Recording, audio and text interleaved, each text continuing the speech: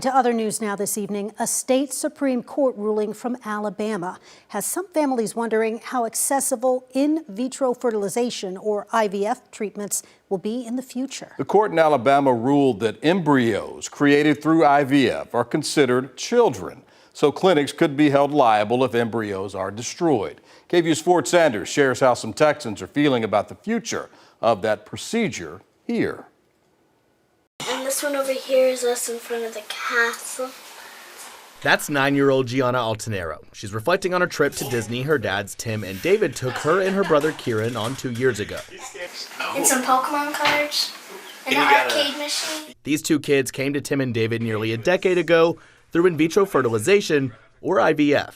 It's the most amazing experience. The couple's IVF process was done in India with a surrogate. Most of the time it fails. I don't think people understand that. Most times it fails. The success rate's maybe 50%. However, on February 16th, the Alabama Supreme Court delivering a ruling that embryos from IVF are to be considered children after embryos were destroyed, resulting in wrongful death lawsuits, leaving patients and physicians wondering what happens now. Over the weekend, Governor Greg Abbott told CNN that Texas is a pro-life state, but this is a complicated legal issue.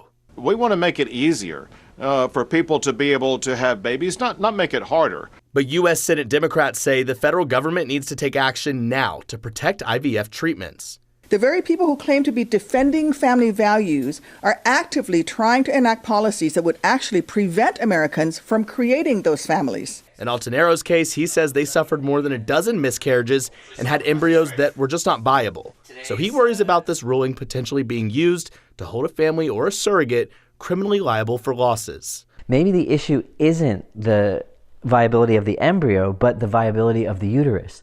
And it will enable medicine to be more precise and the success rate to be higher.